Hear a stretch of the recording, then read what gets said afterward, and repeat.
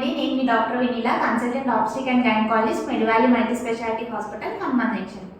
5వ నెల స్కాన్ చేయించుకున్న తర్వాత ప్రతి ఒక్క ప్రెగ్నెంట్ ఉమెన్ అడిగే కామన్ క్వశ్చన్ గురించి ఈరోజు మనం మాట్లాడుకుందాం. అదేంటి అంటే స్కాన్ చేయించుకొచ్చిన తర్వాత స్కాన్ ఫిలిమ్స్, స్కాన్ రిపోర్ట్ తీసుకొని వస్తారు. దాంట్లో బేబీ జెండర్ ఏంటి మేడం, పుట్టేది పాప బాబా అని అడుగుతూ ఉంటారు. యూజువల్లీ స్కాన్ రిపోర్ట్ లో బేబీ యొక్క గ్రోత్ మానిటరింగ్, అంటే ఇన్ని వీక్స్ కి బేబీ గ్రోత్ బాగుందా లేదా, ప్లస్ అవయవాలు అన్ని బాగున్నాయా లేవా, ప్లస్ ఏంటి అంటే మాయ పొజిషన్ ఎక్కడ ఉంది, ప్లాసెంటా పొజిషన్ ఎలా ఉంది, లోపల ఉమ్ము నీరు అంతా బాగుందా లేదా, బ్లడ్ సప్లై అంతా బాగుందా లేదా మాత్రం మనం చెక్ చేస్తామండి. ఇండియాలో యాజ్ పర్ PCPNDT యాక్ట్ మనం జెండర్ రివీల్ చేయమండి. అంటే పుట్టేది బాబా పాప అనేది మనం జెండర్ రివీల్ చేయము. అదర్ కంట్రీస్ లో, వెస్ట్రన్ కంట్రీస్ లో మనకి స్కాన్ రిపోర్ట్ తో పాటు జెండర్ కూడా మెన్షన్ చేస్తారు. కానీ మన ఇండియాలో as per PCPNDT act gender reveal చేయకూడదు.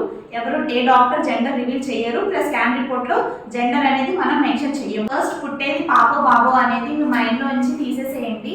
ఫస్ట్ ఏంటి అంటే ఫస్ట్ బేబీ హెల్దీగా ఉందా, మదర్ హెల్దీగా ఉందా, అదొక్కటే మీరు కాన్సన్ట్రేట్ చేయండి.